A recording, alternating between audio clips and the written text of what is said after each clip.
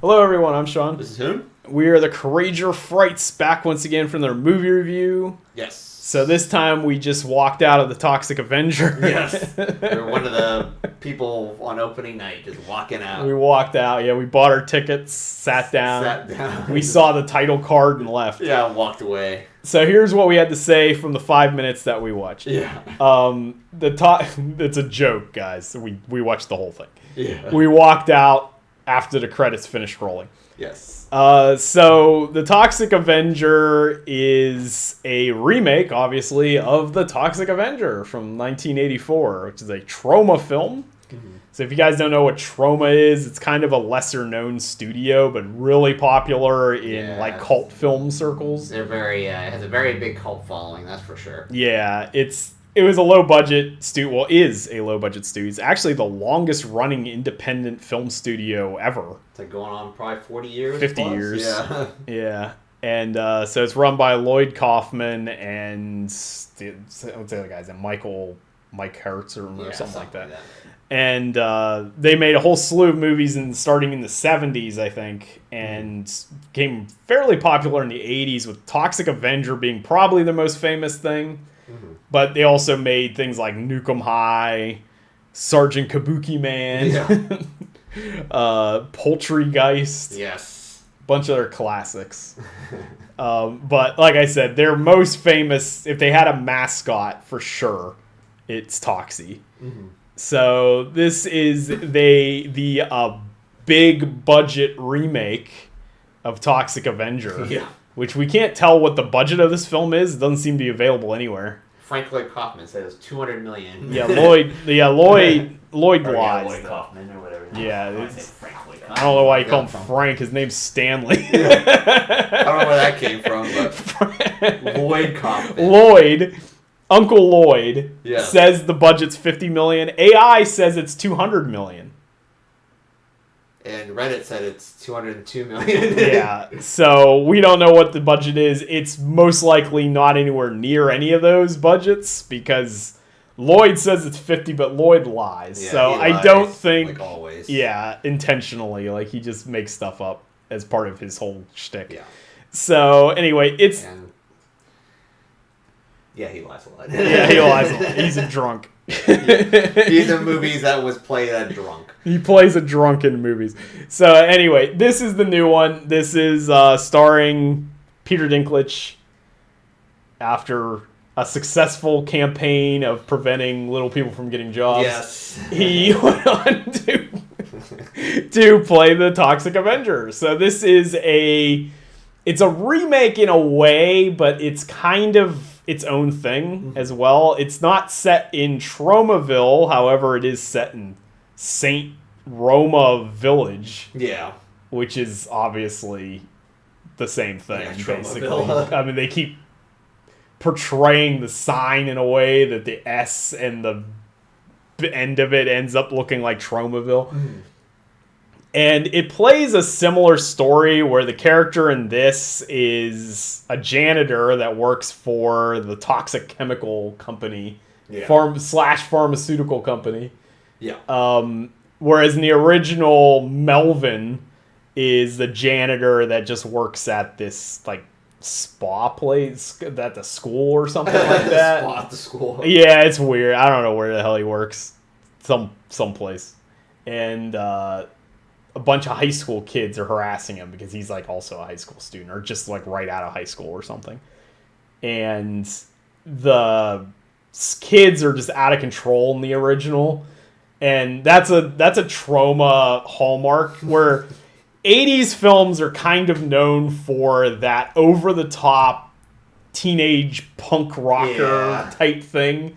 But then Troma takes that to ridiculous extremes where if people can't figure this stuff out, Troma's comedy. Yeah, it's a satire. I've seen a lot of people that don't understand that these are satire. Yeah, satire is a life. Yeah, and so all of Troma's stuff is a comedy. Like, I don't know, people don't get that. I have no idea what the deal is with that. Even the scene where Peter Dinklage is talking to the medical, his like insurance company, and you're like, you have the platinum plan. Doesn't that cover the gold plant? No, it's a different separate. plant. Yeah, like there's stuff. There's a like lot that's of an obvious joke. Yeah, there's a lot of social commentary in this film, just like there was in the original.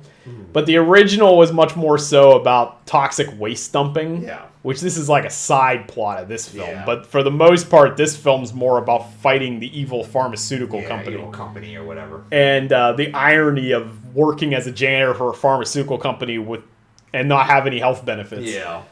So, like, that's kind of what this one is. The original one was more dealing with, like, punk rocker teenagers, which we get here, too. Yeah. Like, they're not teenagers. It's like a weird rock band. Yeah, they're like the Juggalos or something. Yeah, it's like basic. Yeah, Insane Clown Posse. Or it's similar to that. Yeah, they're called the Killer something. Killer Nuts. Killer Nuts. Yeah, that's and what they're it is. like, they do like Monster Core or something. It's like some sort of weird rock group or whatever. Yeah, so that's like who the villains' henchmen are in this. Whereas in the original one, the henchmen were kind of these like high school teenage punk rockers.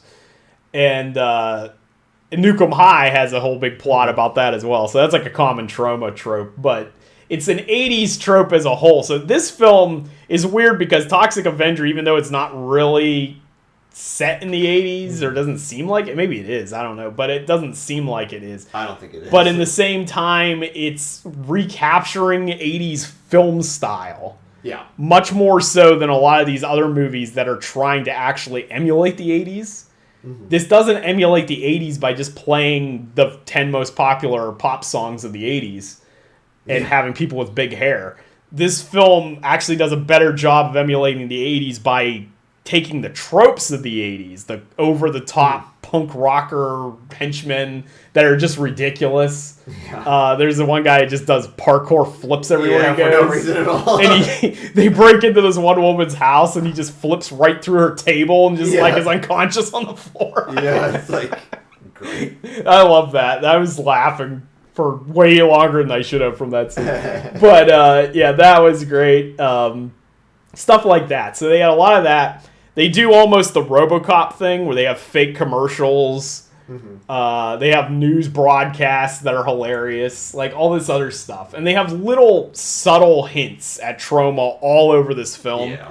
Like the background, that background that the reporters are on with the skyline with the red. Yeah. That's the Troma logo. Oh, So yeah, like from the know. 80s, yeah, that's the like the old Troma logo that would pop up in the 80s all the time. Is like a cityscape with a red background and it says Troma Films. That's what they're doing there. So there's like a lot of subtle stuff without being in your face about it. So I guess the things, if you like Troma films, like Toxic Avenger, obviously, I think you'll get some enjoyment out of this, but it's not as raunchy and extreme humor that you get from the old films, because I don't think you can get away with that in today's audience, and certainly not get a theatrical release. Yeah, nowadays, I don't think, you probably couldn't do some of the jokes they would do in those ones, especially, so like, they're making fun of, like, groups of people. Yeah, they're making fun of everybody in the classic of the Toxic Avenger films, but this one, they primarily just make fun of one group of people, which is, like, alt-right conservative type peoples. Yeah. You actually have a very topical theme where a group of people take over a restaurant because they changed the logo. Yeah. Which we just went through like last week or last month. Yeah, with Cracker Barrel. With Cracker Barrel. So it's very similar to that. So even though this movie came out 2 years ago originally. Yeah. It just now got released, and some of the themes that are happening in this film are actually happening right now. Yeah. Which is kind of entertaining. That scene is almost taken right out of the original Toxic Avenger. Oh, was that in that one? Yeah, the part where they're attacking the restaurant or whatever, the fast food joint. Yeah. That happens in the original. And the blind woman and like all that stuff is in the original. I've never seen... I know who Toxic Avenger is. I've never seen any of the movies, actually. Yeah, I know about the raunchiness, because that's like what they're known for. Yeah, I've watched all of them. Yeah. And I've seen the original Toxic Avenger like 3 times, but I didn't see the sequels until this past week. So I saw every one of them in a day. So there you go. I was well prepared for this film. However, This film never reaches those levels of raunchiness. Yeah, that's what I say. It says it's unrated, but it doesn't. I don't feel think like an it unrated is. Movie. Yeah, I think the movie Toxic Avenger unrated. I think the unrated is just a tagline to get people in the film. I think it might. Yeah, that might be the actual just title. Our theater said it was rated R. Yeah. On like the marquee. I was reading some of like the background. They did say that originally was R-rated, but then they switched it later on. But maybe they didn't give the memo to everyone. It's supposed to be unrated. But... Yeah, I'm not sure if it's actually unrated or rated R. Yeah, our theater said it was R. Yeah. It feels R. I didn't see anything that was like too extreme. Yeah, like they're saying the gore and stuff was supposed to be really extreme, but yeah, but that's actually one of the negatives I have. So I do enjoy this film quite a bit. Yeah, it's pretty good. If you're into Troma stuff, you're going to be more tolerable for it. Mm-hmm. If you're not into Troma and you don't like dumb movies, you don't like movies that are purposely low budget or trying to be awkward or whatever, then you'll probably hate this movie. Yeah. One of the things about this movie, though, is if you need to know if you'll like it or not, all you have to do is watch the trailer. Yeah. Because I've been told that the trailer is exactly like the movie. Oh, and it's basically it's not false advertisement. It's one of those deals like, well, if you like the trailer, then I got a movie for you, which is basically what a trailer is supposed to be. Yeah. So in this case, the trailer is upfront about what it's trying to be. So if you enjoyed the trailer, you'll probably like the movie. If you didn't like the trailer, you won't like the movie. If you don't like classic Troma or you don't even know what it is, you're probably not going to like the movie. Yeah. So like that's a simple way of looking at it. But one thing I would say, I don't mind them cleaning up the raunchy humor or like that sort of thing so much. The only problem I had with it was that the effects are almost all CGI. Yeah. There's some practical stuff, like Toxie himself is practical. There's a couple practical effects here and there. There's a weird bird that shows up throughout. Yeah, which that's obvious. But there's actually one scene with the bird which is not practical. It's like a CGI version of it, and it looks pretty bad. It looks bad, yeah. And then the transformation of Toxie in this is trash. Yeah, it's just literally they just do a close up on Peter Dinklage's face. He was just like making faces like. He's just making weird faces, and then they put it like turns into a like Toxie. Yeah, they put like a green filter on him and a red filter, and then he becomes Toxie. Yeah. Or the original, it's like a low budget proto fly. Like he's falling apart. He's got boils growing out of his arm. His skin's like looks like it's breathing. It's like going up and down. Yeah. And it's really, there are elements of Toxic Avenger that have really good effects for a low budget film. This one, not so much. I wonder if maybe that's what's like. I'm almost like a lost art at this point. Well, yeah, it's like practical effects or maybe like suit design. I don't even know. Although all of the gore in Terrifier is practical. Yeah. So these people do exist. Yeah. Still. And it was actually the same producers.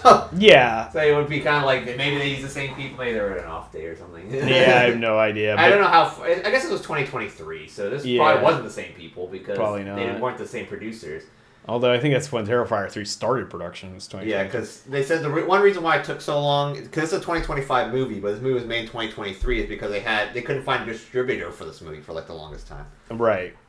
Allegedly because of the gore, but the gore's not that extreme. The gore's not that bad. I mean, it's extreme, but like compared to the old Toxic Avenger, it's not. And a lot of the really gory crap is muted by it being CG. There's a part where he cuts the top of a guy's head off and his brain's exposed, but it looks horrible. Yeah, it looks like a PS2 game because it's all CGI. Yeah, it just doesn't look good at all. Like there was another scene where Toxie rips some guy's arm off, which the arm is practical. Yeah. But the CG blood spraying isn't. No. And it looks like something from Renfield. I don't know if you've ever seen Renfield. Yeah. They have a scene where he rips their arms off. Yeah. And the blood sprays are just like a CGI mess. Mm-hmm. And that's actually what happened in this movie too. Right. Renfield actually had gorier scenes than this, I think.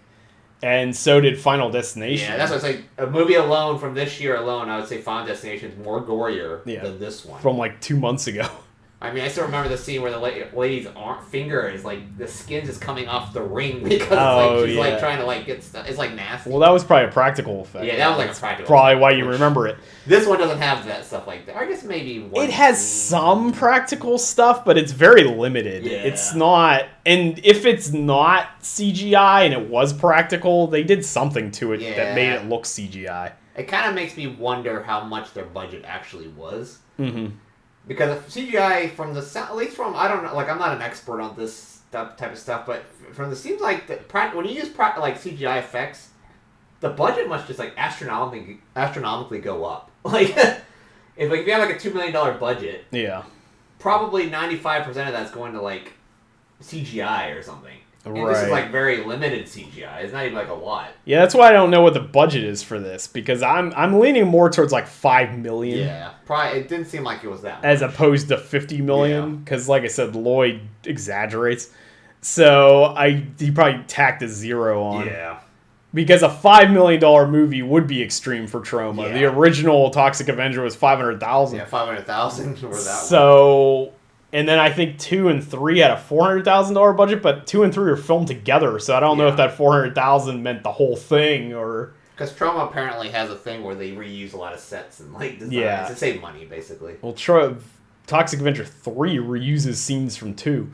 So they just did stock footage. Yeah. But, this one, I don't know what the budget for this was. I just saw Primitive War in theater last week because it was playing in the city. And that had a $7 million budget, allegedly.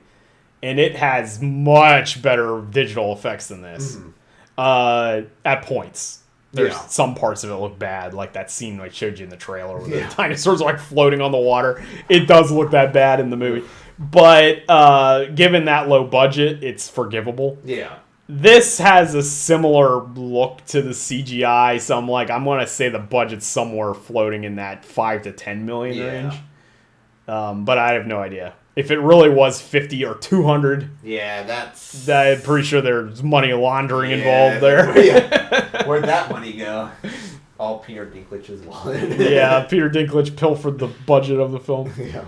I don't think Kevin Bacon took the money. No. He does all kinds of low-budget stuff. And Elijah Wood definitely didn't. Yeah, Elijah Wood does a lot of this type of stuff. He does like a lot of indie stuff, I guess. Right. So, indie, but... Yeah, and he's a producer himself. Yeah. So, and then, so I guess that's talking about the cast. Obviously, Peter Dinklage. Peter Dinklage does a really good job as the pre-Toxic Avenger, which I can't remember what his name is.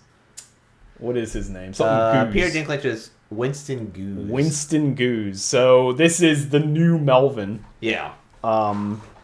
Which there is a character named Melvin in this. That was that guy the investigative journalist guy or private eye or something. His name was Melvin. But anyway, this is a new character, but he's very similar to Melvin from the old one. He's a janitor again. He also somehow contrivedly ends up wearing a tutu right before he turns into Toxic Avenger, just like the original. Yes. So they didn't change. The tutu is still part of the Toxic Avenger outfit. That's why I don't know if this is actually a remake or not. Like, they're trying to say it's not a remake, but then it follows story beats from the original. So, like, it is a remake, but it's not. I don't know. So anyway, Winston is our new Toxic Avenger. Much like the classic films, they have a different actor playing the costume. I think it's actually a woman in the costume. Yeah, it's Luisa Guerrero. Yeah, and then he's voicing the character, which they do a really good job dubbing here, which is not... Which I'm going to say is another strike against this film, because Troma's dub of Toxic Avenger is terrible.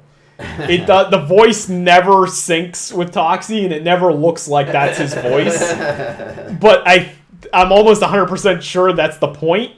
Like, they're trying to give bad dubbing as, like, a satire. Trying to kind of be funny or whatever. Yeah, and this film actually syncs it flawlessly. Yeah, it does look pretty good. Which is not the point. Yeah, I wouldn't even notice that there were two different people playing this. Yeah, that wasn't him, because it's so much makeup caked on and prosthetics and stuff. You can't tell who's in that costume. Yeah. So, and we do have a shorter Toxie. Yeah. Because obviously Peter Dinklage is not a tall man. No. And so Toxie now is like 4 foot something. Whereas the original Toxie's huge. Yeah, he's like a even though monster. he's a horribly deformed creature of unusual strength and size, I believe is how they refer to him all the time. Yes. Which kind of goes with the theme of this one, because you have someone that's like... Well, I guess he's also of unusual size in this, just short. Yeah, just short.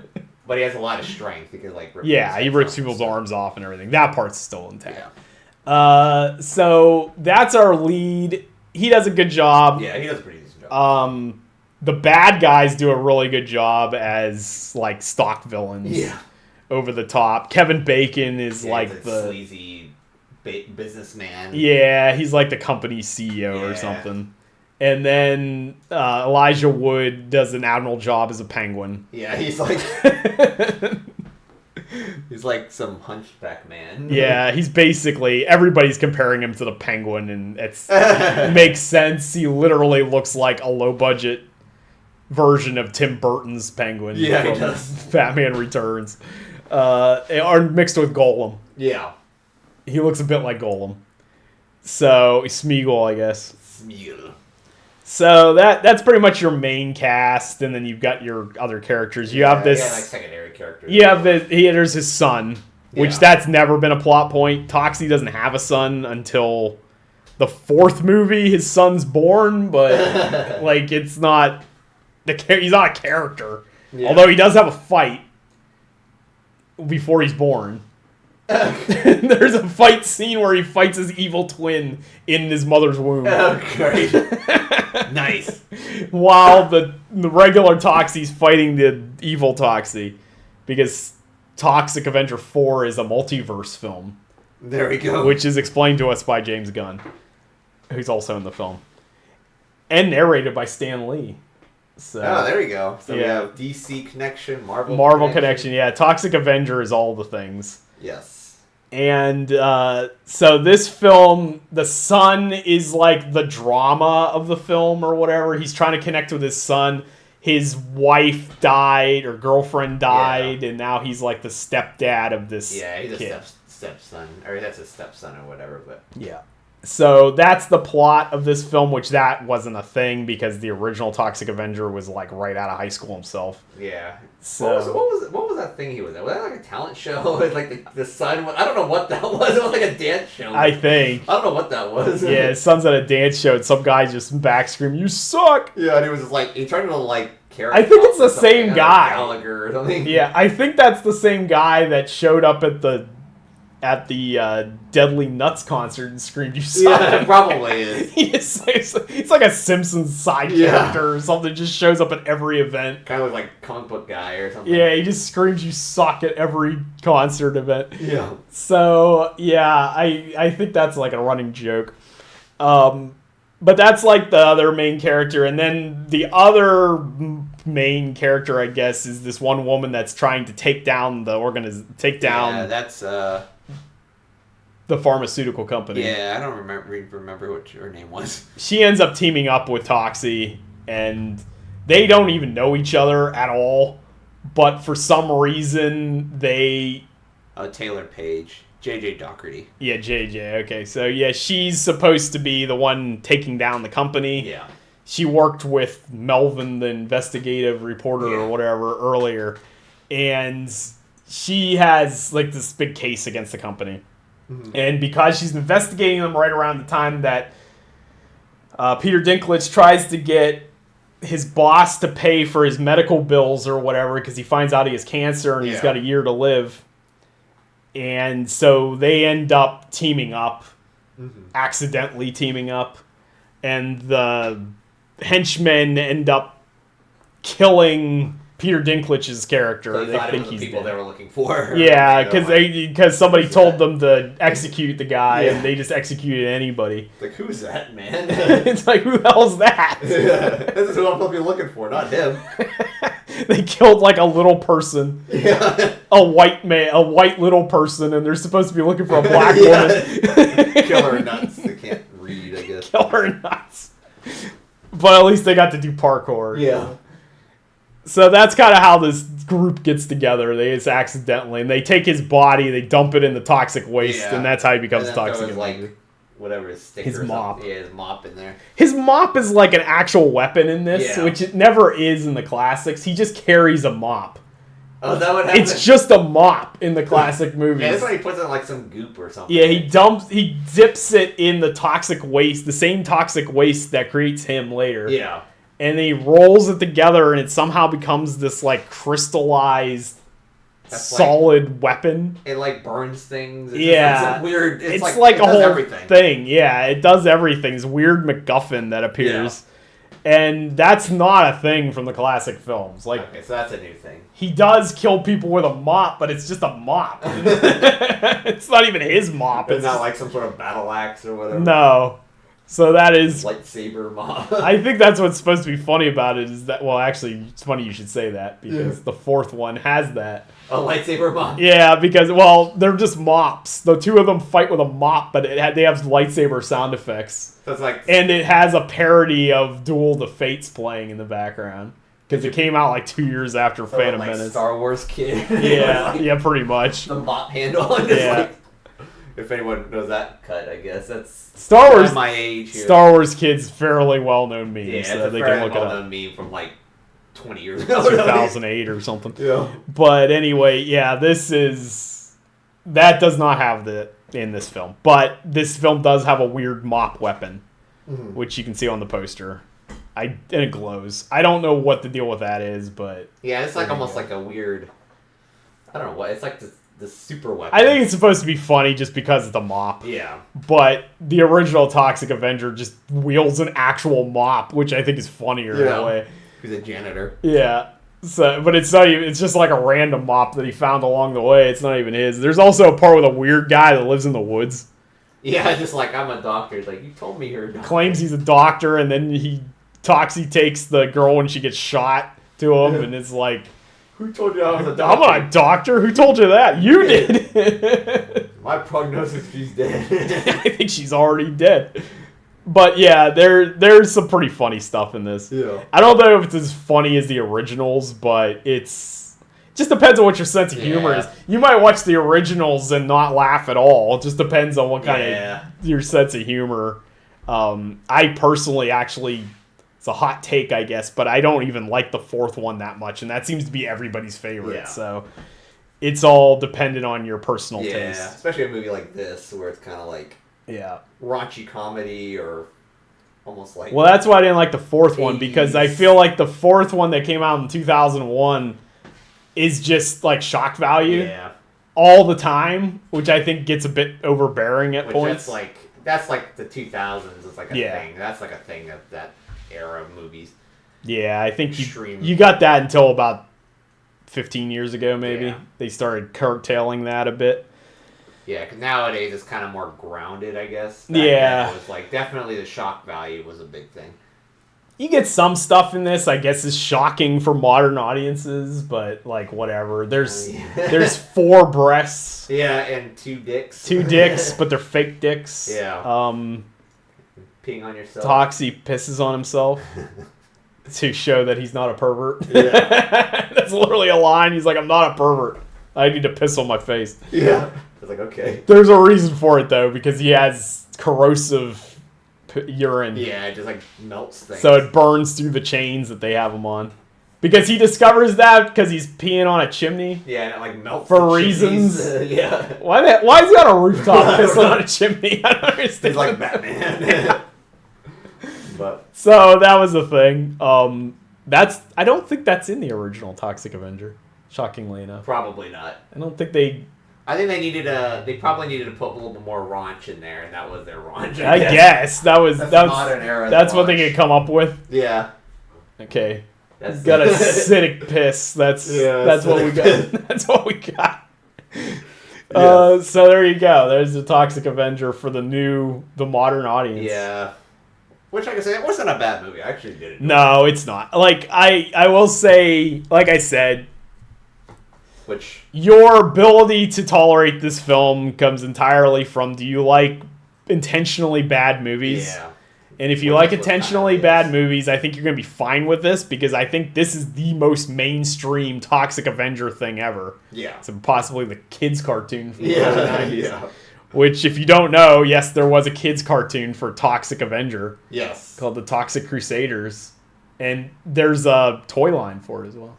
Which is kind of shocking to me. And I think a video game that came out like 2 years ago. Yeah. Like a recent video game for Toxic. Yeah, it's like a beat 'em up or something. Yeah, I think that just came out. That's like, it's kind of shocking to me, a movie like that, especially with Troma stuff. See, now that's could be a video, like a kid show. That's the funniest part about, like, the 80s is somewhat renowned now for turning R-rated properties into kids things. Like Beetlejuice is one. Yeah, well, Beetlejuice is PG anyway, but still. Ghostbusters is also PG.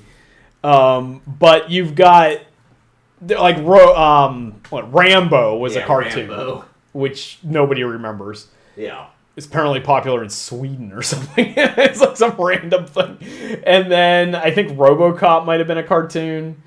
But there was a toy line. Yeah. There was Terminator toys. There was Alien toys. Predator had toys. Yeah, toy lines was like a big thing back then. Kenner made R-rated everything into toys. Yeah. Starship Troopers had a toy line. Yeah. Which that was late 90s. But that had animated stuff too.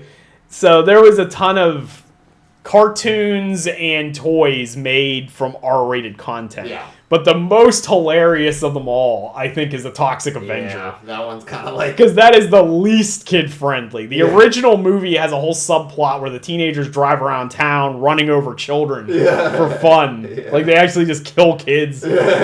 And so then they turn that into a children's cartoon, which I have no idea what that's like. Tubi tried to make me watch it repeatedly when I was doing my marathon of Toxic Avenger stuff, because every time you start the credits, Tubi lets you look at the credits for 2 seconds and then it switches to another thing to watch. And it kept trying to make me watch Toxic Crusaders, but I was like, I'm trying to watch the movies. I don't want to watch this baby's toy. This is for babies. I'm a man. I'm an adult. Yeah. I'm an adult. I'm an adult. I only want to watch highbrow entertainment, like Toxic Avenger Part 2. Yeah. When Toxic goes to Japan. Yes. And then Part 3 when he fights Satan. And whatever Part 4 was about. Part 4 is the multiverse. Multiverse Part 4. Yeah. James Gunn was involved. Yeah, he fights the evil version of himself from another universe. And the evil version of Sergeant Kabuki Man. There we go. He's also in there. And then, and then we got this. Yeah, and this one, which is a reboot, maybe? It's a requel. A requel, yeah. I think that's a term we use now. A requel, yeah. Yeah, isn't that like Jurassic World or something's a requel? Yeah, pretty much. Star Wars Force Awakens or something's a requel. Because it like rehashes stuff.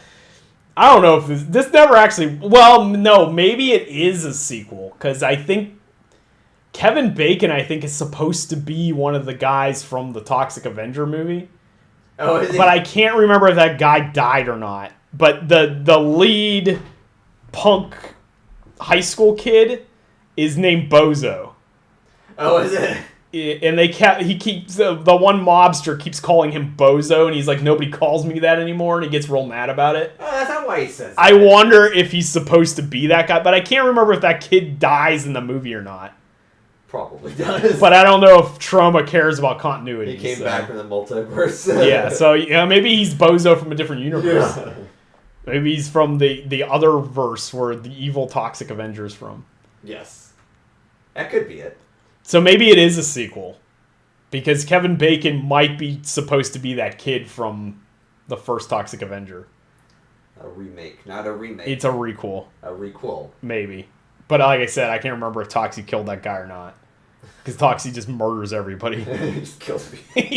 He's going around murdering people. They do address that in this movie, though. Because there's a part where his son's like, don't kill him, you'll be as bad as him. And then he's like, that one guy, he's like, yeah, but you killed him in self-defense. Yeah. He's like, you haven't killed anyone else, have you? He's like, And at this point, he's like brutally murdered a dozen people or something. Like, you mean self-defense. He's like, well, it depends on how you define self-defense. Yeah.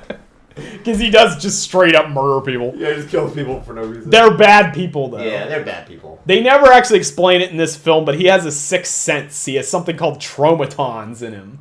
And it makes him detect if people are evil or not. Okay. So Toxie can't kill good people because he knows that the person's evil. So when Toxie walks up and just rips some guy's head off for no reason, it's because that guy was evil. He was an evil man. Yeah, the Tromatons told him so. Tromatons. It's a plot from like 2 and 3 or something. It's all about the Tromatons. Put that Tromaton. But they did not address Tromatons in this film. Okay. I don't even know if what we're doing right now is a review or if we're just saying stuff, but here we go. We are doing a recap of the first movies. Of the movies that aren't this movie. Yeah, that's leading into... You're getting all your lore here. Yeah, this is the lore video. You might not know... You might not know what our feelings are about this movie, but you are getting Toxic Avenger lore. Yes. I'll give you the lore dump. I don't know any of this stuff. No, he doesn't know anything. I'm an expert on Toxic Avenger now. I know they had Tromatons. You didn't know the lore behind the Toxic Avenger. Yeah, basically. Except for it was before the midichlorians. Yes. George Lucas stole it from... George Lucas stole Troma, whatever the thing Tromatons. is. Tromatons. Lloyd Kaufman invented the midichlorians. Yes. I mean, a lot of these Troma movies have a lot of people in it, from a lot of modern people. Yeah. Allegedly, if we're going to talk about random shit, allegedly Marissa Tomei is in the original Toxic Avenger. Oh, is she? And so there's a clip of a woman in a towel running out and screaming from a woman's locker room that looks nothing like her. It apparently is her, but isn't her. It's her multiverse version of her. It's the Marissa Tomei from another universe. Yes. The theory is that it's Marissa Tomei with a Y. Yes. Lloyd says that she's from that movie, but we can't tell if that's her or not. And the Troma thing actually does say that she's from a different scene or something like that, but I have no idea if she's in it or not. Like I don't know. It's Frank Lloyd Kaufman. It's Frank, Frank, the alternate, the evil twin from another universe of Lloyd Frank. Is Lloyd Kaufman just lying again? He's a liar. He's a liar. He's a liar. Drunk. Yeah. I don't know what your opinion on Uncle Lloyd is, because you don't watch his, and you haven't seen his movies, but I'm a fan of Uncle Lloyd. Uncle Lloyd. I guess I've seen an Angry Video Game Nerd. Yeah, he's from the Angry Video Game Nerd. Like, I actually don't mind, because I actually do kind of like when you have a studio that's like Troma or something like that. I love what he's trying. What he did with movies specifically about kind of like his movies are like anything goes almost. Yeah, he does seem like a nice guy too. A lot of people do know him, so it's like he must be. He's even like in Superman and stuff, which that's James Gunn. Anything James Gunn does, he Troma is James Gunn. He was in Guardians of the Galaxy too. And so he's done all tons of stuff in 50 years, but he's sort of like, and this sounds hilarious because guy's already known for low budget schlock, but he's sort of like a lower budget Roger Corman, blended a bit with Mel Brooks. Yeah, like he's like a raunchier Mel Brooks, Mel Brooks without a filter. Yeah, pretty much combined with Roger Corman. And you get Lloyd Kaufman. Yeah, you get like Lloyd Kaufman. Pretty much. That's pretty much how it works. Which is, like I said, he was even in the Angry Video Game Nerd movie. Yeah, apparently. I mean, he was in an episode of Angry Video Game Nerd anyway. Yeah, he was in that one. It was about the Toxic Crusader movie. Like, the games that came out for. Yeah, he was in there for that, and he went to he did stuff with Uncle Tony from Hack the Movies. So he obviously gets around, and he probably knows a lot of people. So I think it's like the studio like that. It's almost like movie history, almost, because it's 50 years. It's 50 years of the studio. 50 years of failed cinema. 50 years of failed cinema, which is like that's quite the achievement. You gotta kind of respect that type of thing. That's got to be respectful to make 50 years of films and not have a single success. Yeah, pretty much. That is truly remarkable. Yeah. But anyway, jokes aside, I think Lloyd's a pretty cool guy.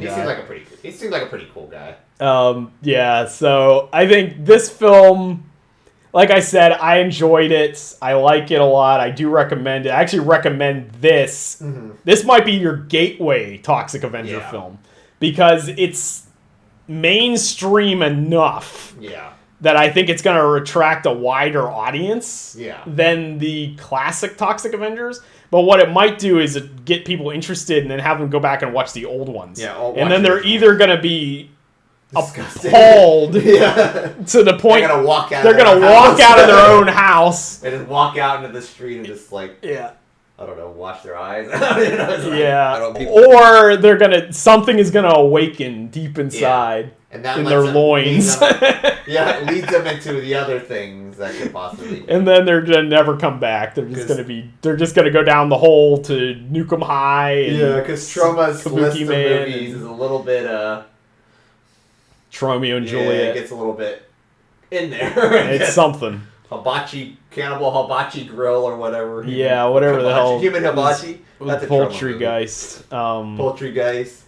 What is that? Tales from the Crapper or something? Yeah, Tales from the Crapper is another one. Yeah, so there's like a lot of movies that are like, those are the type of highbrow cinema you get from. Yes. It's like A24. But the thing's funny is that Lloyd basically is like an A24 filmmaker. Yeah. That's what's so funny because he speaks French. Yeah. And he used to read cinema magazines back in his Yale days. And like all these classic auteurs and stuff that he like inspired him to become a filmmaker. And then this is the result. As I said, it's like respectful about a person just wants to make something.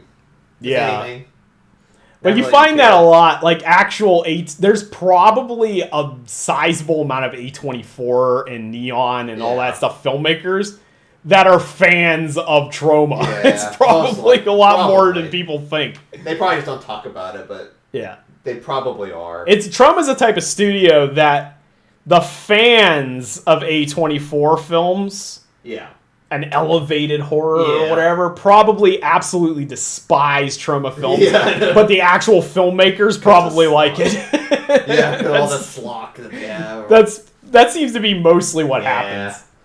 Like that happened with certain things, like certain media back in the old days, or obviously like anime and stuff from like the 90s that people watched were kind of almost like a niche thing. People didn't. You have people, it's like normie people that were just like, this sucks. Yeah. But you had filmmakers that obviously watched these and put it in their movies. Right. That's like the biggest example. But it's a little bit different now because the anime is more mainstream than it has ever been. But this I'm talking about like old school. Like, also, Toxic Avenger has a strong Japanese connection because the second one is essentially a Japanese film. Yeah. Which is really bizarre. I mean, the version that's on Tubi is the Japanese version. Yeah. So it has all the uncut stuff, which I guess the theatrical... I don't think it was a theatrical release. Whatever release there was for the American audience had a lot of those scenes cut. But unless you understand Japanese, you're not going to understand half of what's going on in the Toxic Avenger because there's a whole bunch of jokes that are done in Japanese with no subtitles. So, like, I thought it was hilarious, but if you had somebody that doesn't know anything about Japan... they're going to be like, funny. What the hell is this? Which leads me to a hilarious question. Is like, in the 80s, a lot of people said that their first exposure to Japanese culture was like Shogun. Yeah. Or Teenage Mutant Ninja Turtles or something, Karate Kid or something like that. So you have movies like Karate Kid 2 where it takes place in Okinawa and it's like semi-authentic. Mm-hmm. And then you got Toxic Avenger 2, which essentially is an actual Japanese film once they go to Japan. For the portion that they're there, it's basically just a Japanese movie. To the point they talk about shit that like no American would have known about in the 80s. So I probably have Japanese jokes in there. Yeah, it does. You probably wouldn't even know. Yeah, it does. And like I said, there's like 20 minutes of dialogue that's not even subtitled. That's just in Japanese. And my point is that is there anyone out there, do you think, that became obsessed with Japan because of Toxic Avenger Part 2? Somebody's like just became a weeb overnight because of Toxic Avenger. As I said, that's one thing actually, like, I play Final Fantasy 14, and that's one thing, because that's a Japanese company, but there's obvious times when they put some joke in that I don't understand what it is, but apparently it's a Japanese, like, meme or something, and you don't know what it is. And I was like, what? someone has to explain it to you. It's like, oh. I feel like a lot of Japanese filmmakers, not a lot, but there's a lot of schlocky Japanese cinema that's very similar to Troma. I wouldn't be surprised if they probably... I wouldn't be surprised if they probably watched a lot of Troma. The starting point of that probably begins with Toxic Avenger Part 2. You have, like, Takashi Miike and stuff. Yeah, Takashi Miike is, like, probably he's like a James Gunn or something, because he does the schlock, but then he also does, like, actual mainstream films. He does, like, millions of movies. Like, I don't know about nowadays, but when he was younger, he was, like, making a movie, like, every week. Yeah, there's a ton. But then you've got all these other filmmakers, because you have these movies like Zombie-ass Toilet of the Dead and Dead Sushi and, like, all this stupid crap that comes out of Japan that are basically Troma films. Yeah, which are, like, the Japanese humor. Yeah, it's like that weird, like. But it's the same. It's the same humor that you find in these toxic movies, and it's like it's toilet humor, and it's a lot of like I don't know. It's raunchy stuff. Raunchy, guess juvenile. Yeah, kind of. Yeah, not saying like in a bad way, but right. Juvenile humor. But that's kind of like that type of thing. So you have like Machine Girl and like whatever, Tokyo Gore Police, and like all these other movies that are literally Troma-type films. And I guarantee at least that subculture of Japanese film is at least partially inspired by Troma. And actually, I would probably say, because Troma's American studio, right? I'm sure if you're getting distribution rights in Japan, Troma's probably one they'd be like, oh, I guess Troma. Wait, Troma released, what was it? My Neighbor Totoro or something. Yeah, that was Troma did like My Neighbor Totoro in the U.S. The original release. The original release of My Neighbor Totoro was in the U.S. It's from Troma. It was from Troma. Which that was Lloyd pulling a Roger Corman. Yeah. Because Roger Corman did a lot of international distribution deals and stuff. So obviously they must have had some sort of influence, or enough people must have watched it and be like, oh, this is Troma. Yeah. It must be a Japanese cultural thing. Mm-hmm. So I could see it. And a lot of the stuff we have today, like, you're probably going to see a resurgence of this because James Gunn is in such a influential position at DC. James Gunn's running DC Studios much the same way that Lloyd ran Troma. Because Lloyd, I keep saying Lloyd all the time because he's the face of Troma. There's that other guy who's like Michael Hertz or something like that. He's the other producer. I mean, you can look him up while I talk to make sure it's not Hertzman or something like that. I don't know. He's one of the producers in the Toxic Avenger film. But there is the co-founder. Yeah, Michael Hertz. Michael Hertz. Okay. So I was right. But the reason why I don't know Michael Hertz's name as much, even though it's all over the place, and he produced and directed some of the early Troma stuff, is because over time he disappeared from the forefront. Lloyd was the creative director, and then Michael ran the business aspect of the company, which is exactly what Peter Safran does with James Gunn in DC. So it's wild because James Gunn's essentially running DC like Troma. Yeah. It's the same model. Yeah. Just with a massive budget. But here we are in 2025 with James Gunn right in the middle of an era of where cancel culture and all this stuff has been prevalent. And he himself has been directly affected by cancel culture. Yeah.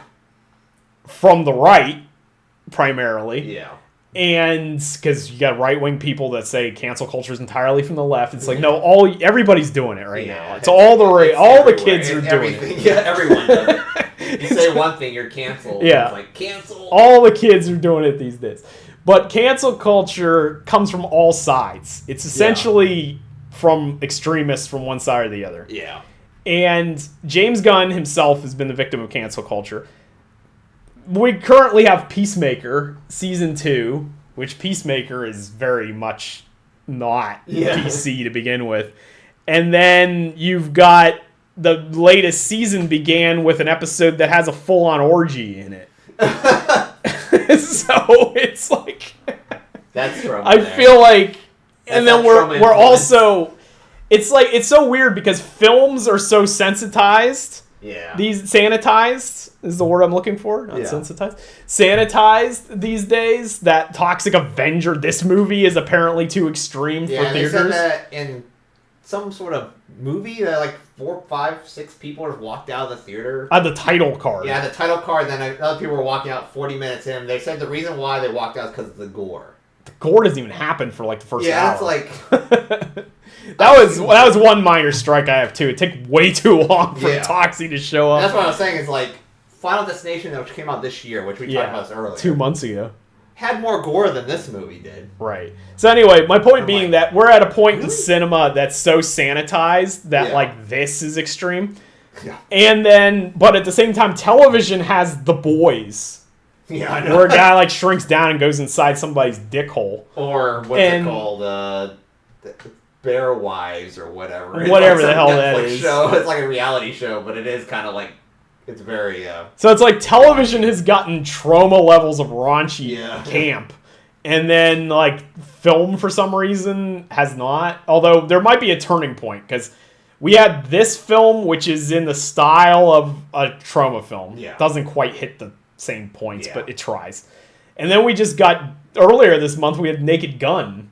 Yeah. Which also kind of did 80s style humor. So it's like... They had that humor. I think we're seeing a resurgence after a decade of Stranger Things-induced 80s nostalgia. Yeah.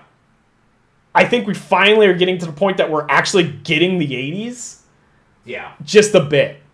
And I don't know if that's going to continue because I don't think this nor Naked Gun is more successful than this probably will be, but I don't know if it's enough to get the point across to mainstream audiences, but they are starting to get the point that an 80s nostalgia doesn't have to be nostalgia bait. We don't need to just throw in a bunch of 80s pop songs and the same 5 pop songs you've heard over and over and over again and have people with big hair and whatever. Like you can do 80s tropes in films and make it feel more like an 80s film than you could by just setting it in the 80s. Putting that nostalgia bait that they put in it. Yeah. That's nostalgia overload.